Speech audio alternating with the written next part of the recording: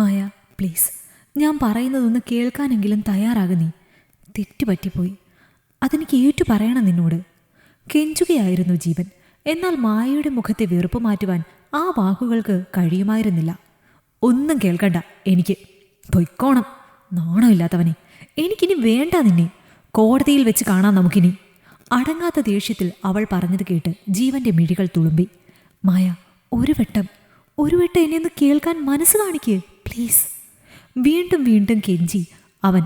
അതോടെ അവളുടെ മുഖത്തെ ദേഷ്യം ഇരട്ടിച്ചു. ഇറങ്ങിപ്പോടാ നാണമില്ലാത്തവനെ, അലറുകയായിരുന്നു മായ. അതോടെ മൗനമായി അങ്ങനെ നിന്നു ജീവൻ അല്പസമയം. ഏറ്റുപറഞ്ഞ തെറ്റുകളുടെ പേരിൽ വീണ്ടും അകറ്റി നിർത്തുമ്പോൾ ഒന്നോർത്തോ മായേ, അടുത്ത് നിർത്തുവാൻ ആഗ്രഹിക്കുന്ന സമയത്ത് അതിന് കഴിയാതെ വരുന്നൊരു സാഹചര്യം ഉണ്ടാകും. അത്രയും പറഞ്ഞ് അവൻ തിരിഞ്ഞു നടക്കുമ്പോൾ പുച്ഛമായിരുന്നു അവളുടെ മുഖത്ത്. മോളെ, ഇത്രയ്ക്കും വേണമായിരുന്നോ? നിങ്ങളുടെ കുഞ്ഞിൻ്റെ കാര്യമെങ്കിലും ഓർത്തിട്ട് ഒരവസരം കൂടി കൊടുത്തൂടെ അവന്? അമ്മയുടെ ആ വാക്കുകൾ മായയെ കൂടുതൽ അരിശം കൊള്ളിച്ചു. എന്തവസരമാണ് ഇനി അയാൾക്ക് ഞാൻ കൊടുക്കേണ്ടത്? എന്നെ കെട്ടി ഒരു വീട്ടിലിരുത്തി ഒരു കൊച്ചിനെ ഉണ്ടാക്കി തന്നിട്ട് കണ്ട പെണ്ണുങ്ങളുടെ കൂടെ അഴിഞ്ഞാടാൻ പോയതല്ലേ അയാൾ? അയാളുടെ ഫോണിൽ ഞാൻ കണ്ട ചാറ്റുകൾ, ഛേ, ഓർക്കുമ്പോൾ അറപ്പ് തോന്നുന്നു എനിക്ക്. കലിതുള്ളി മായ അകത്തേക്ക് കയറിപ്പോകുമ്പോൾ ആ അമ്മയുടെ പക്കൽ മറുപടിയില്ലായിരുന്നു. ജീവന്റെ പെരുമാറ്റത്തിൽ പലപ്പോഴും തോന്നിയ സംശയങ്ങൾ കാരണമാണ് അവന്റെ ഫോൺ പരിശോധിക്കാൻ മായ തീരുമാനിച്ചത്. ആ പരിശോധനയിൽ ഞെട്ടിക്കുന്ന പലതും അവൾ അറിഞ്ഞു. മറ്റൊരു സ്ത്രീയുമായി അവന് വഴിവിട്ട ബന്ധമുണ്ടായിരുന്നു. പലപ്പോഴും അവരുമായി വീഡിയോ കോൾ ഉൾപ്പെടെ ചെയ്തിട്ടുണ്ട്. ആ വിവരങ്ങൾ മായയ്ക്ക് താങ്ങാവുന്നതിലും അപ്പുറമായിരുന്നു. അതിൻ്റെ പേരിലുണ്ടായ തർക്കമാണിപ്പോൾ രണ്ടുപേരെയും രണ്ടു വഴിക്കാക്കിയത്. ചെയ്ത തെറ്റ് ഏറ്റു പറഞ്ഞ് കാലു പിടിച്ചെങ്കിലും ഇനി ഒരിക്കലും ജീവനുമായി ഒന്നിച്ചു പോകാൻ കഴിയില്ല എന്ന് മായ അവനോട് തന്നെ ഉറപ്പിച്ചു പറഞ്ഞു. എന്നിട്ടും പ്രതീക്ഷയോടെ പലപ്പോഴായി അവളെ കാണാൻ ജീവൻ വന്നു. ആ തരത്തിൽ ഒരു വരവായിരുന്നു അന്നും.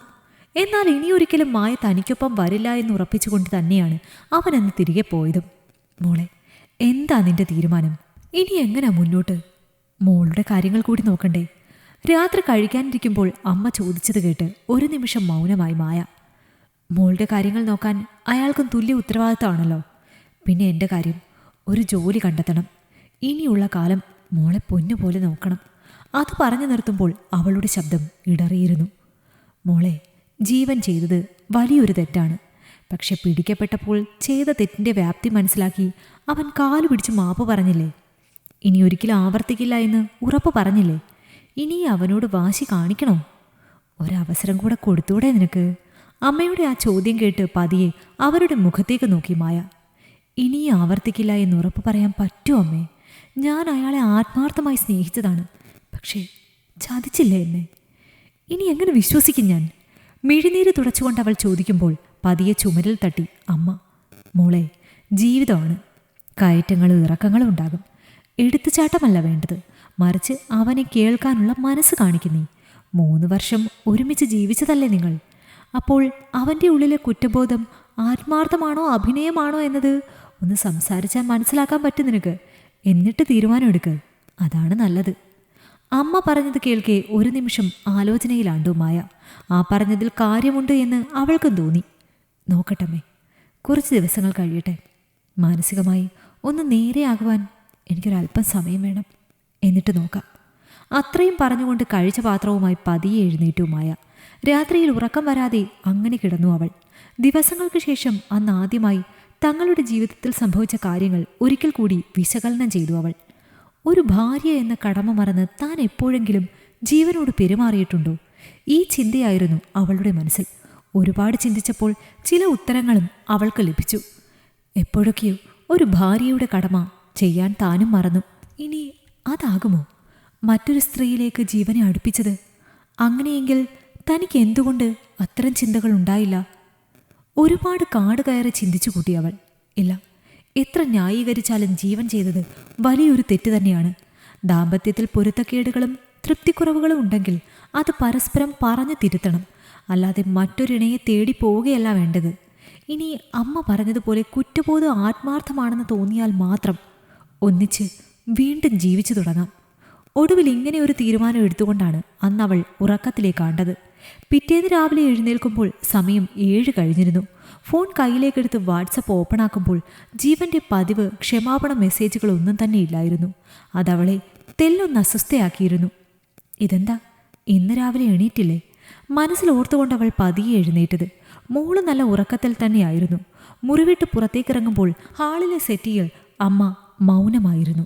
ഒപ്പം അമ്മാവനും. അമ്മ നല്ല ആളാ.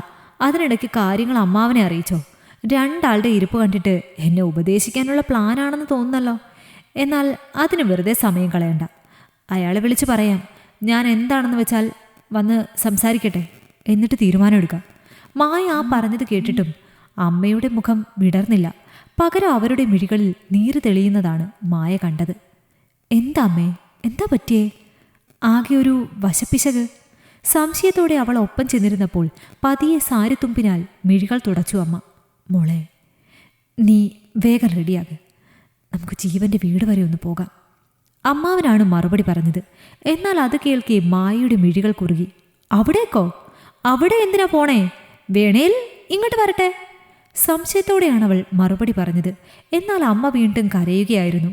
അതുകൂടി കാണുകെ മായ ഏറെ അസ്വസ്ഥയായി. എന്താ അമ്മേ, എന്താ അമ്മാവാ, എന്താ ഈ രാവിലെ തന്നെ പ്രശ്നം? എന്തിനാ അയാളുടെ വീട്ടിലേക്ക് രാവിലെ പോണ കാര്യം പറഞ്ഞത്? ആ ചോദ്യം ചോദിച്ചുകൊണ്ട് എഴുന്നേറ്റു അവൾ. മോളെ, അവൻ ഇന്നലെ ഒരു കടുങ്കൈ ചെയ്തു. അത്രമാത്രമേ അമ്മാവൻ പറഞ്ഞുള്ളൂ. എന്നാൽ അതിൽ നിന്നും കാര്യം മായ വേഗത്തിൽ മനസ്സിലാക്കി. അമ്മാവാ, എന്ത് കടുങ്കൈ? ആളിനി എന്തേലും? വാക്കുകൾ തൊണ്ടയിലുടക്കവേ വെപ്രാളത്തോടെ അമ്മാവനെ നോക്കി മായ. മറുപടി പറഞ്ഞില്ല. പകരം തല കുമ്പിട്ടു അയാൾ. ആ പെരുമാറ്റത്തിൽ നിന്നും ഏകദേശം കാര്യം മനസ്സിലാക്കി മായ. അമ്മേ, എന്താ കാര്യം? തെളിച്ചു പറയും. ഒരാന്തലന്നേരം അവളുടെ ഉള്ളിലുമുണ്ടായി. മോളെ, ജീവൻ ആത്മഹത്യ ചെയ്തു. ആ കേട്ടത് മായയുടെ കാതുകളിൽ ഒരു മുഴക്കമായി. കേട്ടത് വിശ്വസിക്കാൻ കഴിയാതെ സെറ്റിയിലേക്ക് ഇരുന്നു പോയി അവൾ. ദൈവമേ, എന്തിനാ ഇപ്പോൾ ഏട്ടനിങ്ങനെ ചെയ്തത്? എന്തായാലും പറഞ്ഞു തീർക്കായിരുന്നില്ലേ? ഉള്ളുപിടയുന്ന വേദനയിൽ അറിയാതെ പിറുപിറുത്തു പോയി അവൾ. പുറമേ എത്രയൊക്കെ വെറുപ്പ് കാട്ടിയിരുന്നുവെങ്കിലും ഉള്ളിൽ ജീവനെ എത്രമാത്രം താൻ സ്നേഹിച്ചിരുന്നു എന്നത് ആ ഒരു ഞെട്ടലിൽ അവൾ മനസ്സിലാക്കി. തൻ്റെ പെരുമാറ്റം കടുത്തുപോയോ? ഒരു നിമിഷം ഉള്ളിൽ കുറ്റബോധത്താൽ നീറിയവൾ. അപ്പോഴേക്കും അകത്തുമുറിയിൽ മകൾ ഉറക്കമുണർന്ന് കരച്ചിൽ തുടങ്ങിയിരുന്നു. അതോടെ പൊട്ടിക്കരഞ്ഞു മായ. ഒടുവിൽ തൻ്റെ തെറ്റുകൾക്ക് തൻ്റെ മരണത്തിലൂടെ പ്രായശ്ചിത്തം ചെയ്ത് ജീവൻ യാത്രയായി. ഈ കഥ നിങ്ങൾക്കിഷ്ടമായെങ്കിൽ ലൈക്ക് ചെയ്യൂ. നിങ്ങളുടെ അഭിപ്രായങ്ങൾ കമന്റായി രേഖപ്പെടുത്തൂ. കൂടുതൽ കഥകൾ കേൾക്കാൻ ഈ ചാനൽ സബ്സ്ക്രൈബ് ചെയ്യൂ.